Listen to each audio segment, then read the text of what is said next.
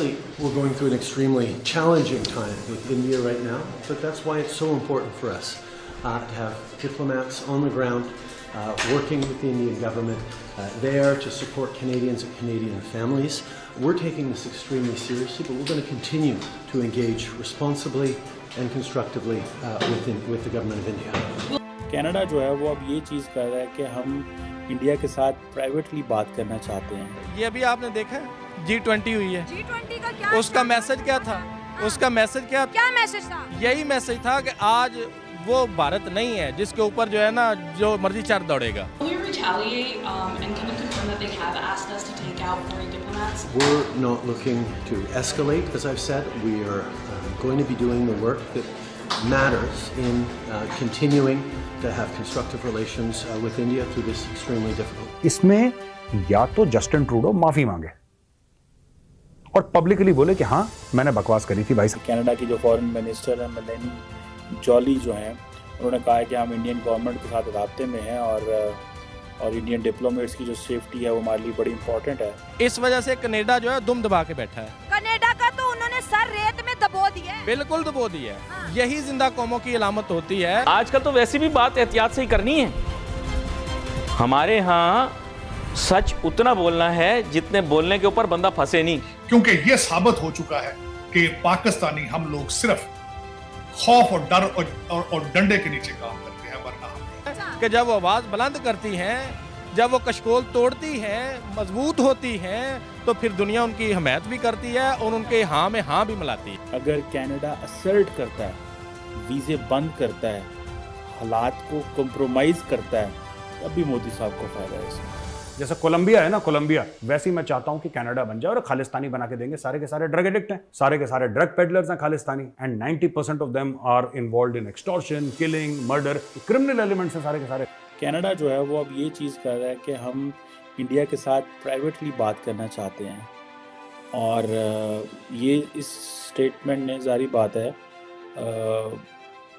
जिसे वो कहते हैं ना कि एक मज़ीद कनाडा की पोजीशन को जिसने बड़ा स्ट्रॉन्गली असर्ट किया था इंडिया के ऊपर, उसको ऐसे लग रहा है कि वो डिप्लोमेटिक सपोर्ट ना मिलने की वजह से ये सारी चीज़ें करनी पड़ी हैं। कनाडा की जो फॉरेन मिनिस्टर है मेलेनी जॉली जो हैं उन्होंने कहा है कि हम इंडियन गवर्नमेंट के साथ राब्ते में हैं और इंडियन डिप्लोमेट्स की जो सेफ्टी है वो हमारे लिए बड़ी इंपॉर्टेंट है।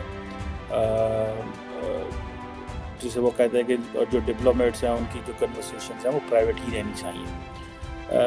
मैंने इस पे पहले भी आपको कहा था कि इस सारे केस में अगर कनाडा बैकफुट पे जाता है तब भी मोदी साहब को फ़ायदा है और अगर कनाडा असर्ट करता है, वीज़े बंद करता है, हालात को कंप्रोमाइज़ करता है, तब भी मोदी साहब को फ़ायदा है इसमें।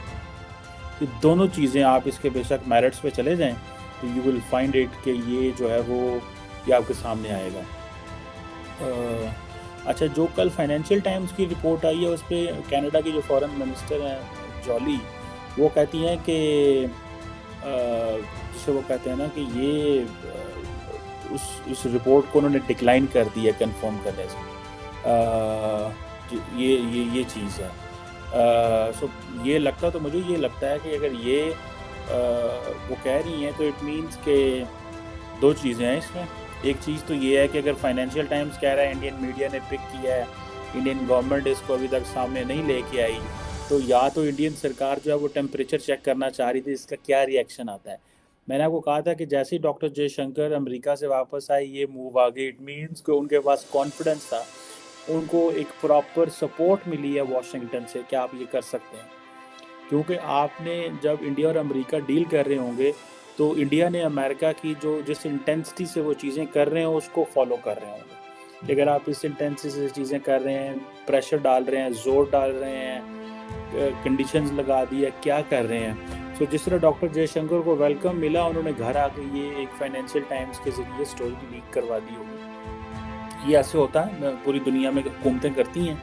फाइनेंशियल टाइम्स की स्टोरी जो है वो चल गई, जब वो चली सारे मीडिया ने उसको पिक किया। फाइनेंशियल टाइम्स का ये है कि वो ज़्यादातर मेजॉरिटी लोग पढ़ते भी नहीं हैं, उसकी सब्सक्रिप्शन लेनी पड़ती है, तो हर बंदे को वो अवेलेबल नहीं है, उसको फिर दूसरे मीडिया ने पिक किया। सो वो जो एक्चुअल स्टोरी है वो मेजॉरिटी मेरा ख्याल है पॉपुलेशन ने तो पढ़ी भी नहीं होगी पूरी दुनिया में। अब ये जो चीज़ है इस पे जारी बात है कि अगर टेम्परेचर चेक करने के लिए ये स्टोरी लीक की गई है तो इंडिया के लिए कनाडा ये बैक चैनल टॉक्स में क्या कनाडा बोल नहीं रहा। क्यों बोले? पूरी कौम जो है वो मोदी के साथ खड़ी है, पूरी दुनिया वेस्ट खड़े है। उसके बाद ये भी आपने देखा है G20 हुई है, G20 का क्या उसका मैसेज क्या था?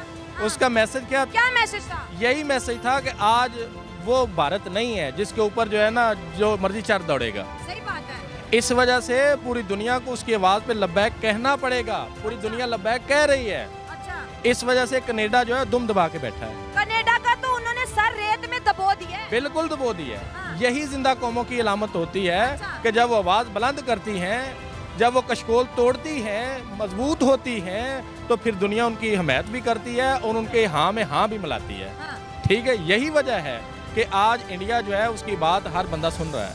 सुन रहे हैं, सही इसी बात तरह हम अपनी रियासत को देख लें। जी, अपनी बात कर लेते हैं। हाँ। यहाँ पे आप देखें कौन सी एक्सरसाइज हो रही है। अभी तक किसी को पता चल रहा है कि यहाँ पे मार्शल लॉ है या जमहूरियत है? नहीं, कंफ्यूज है टोटली। दूसरी बात यह है यहाँ पे कितने सूबे हैं, इंडिया के कितने सूबे हैं? 28 स्टेट्स हैं और यहाँ पे 4 सिर्फ। पाकिस्तान के कितने हैं? 4। और सिंधु देश का नारा कब लगा था? कब लगा था ये नहीं मुझे पाकिस्तान खप्पे का कब लगा था? इसी तरह जो है वो हमारे जितने पंजाब के अलावा हर जगह बलूचिस्तान क्या कहता है? क्योंकि ये साबित हो चुका है कि पाकिस्तानी हम लोग सिर्फ खौफ और डर और डंडे के नीचे काम करते हैं, वरना हम नहीं। उसका डंडा किसके पास है? वो सिर्फ फौज के पास है। डंडे के नीचे रहेंगे तो काम करेंगे, वरना नहीं। ये सियासत में अब छोटी सी मिसाल देना चाहूंगा। लोग अक्सर कहते हैं, मुझे मेरे ऊपर गिला करते हैं कि तुम बहसीते एक लॉ के स्टूडेंट, पॉलिटिकल साइंस के हवाले से तुम किस तरह कहते हो कि फौज इसका करे। अब मैं उसकी छोटी सी मिसाल देना चाहूंगा। पाकिस्तान के अंदर अगर शुगर मिल्स के एक सर्वे किया जाए तो हर शुगर मिल का जो माफिया है सारे का सारा असेंबली के अंदर बैठा है, सारा का, और सारा का सारा जो है करप्शन में इन्वॉल्व है, सारे का सारा स्मगलिंग में इन्वॉल्व है। तो अब वो उनसे क्या तो की जा सकती है कि पाकिस्तान की बेहतरी के बारे में बात करें। हर जो हमारा पाकिस्तान का हर माफिया है वो तो बड़ा ऑर्गेनाइज है और उनकी जड़ें, बल्कि मैं आपको हमेशा कहता हूं उनकी तो रिश्तेदारियां ब्यूरोक्रेसी के साथ, उनकी तो हर जगह पे एस्टैब्लिशमेंट। ये तो कोई वही इंसान इसका फैसला कर सकता है जो इन सब चीजों से मुकर रहा हो। लेकिन सर ये कैसे मैनेज करेंगे? ये तो बड़ा मुश्किल काम है कि जो इतने सालों से यहाँ रह रहे हैं उनको निकालना। वैसे तो खैर ये चाहे ये भी बताया गया है कि जो अभी तक 24-25 अटैक्स किए गए हैं पाकिस्तान में पिछले दिनों में, उनमें से जो 14 अटैक्स हैं वो तो किए ही इन लोगों ने, जो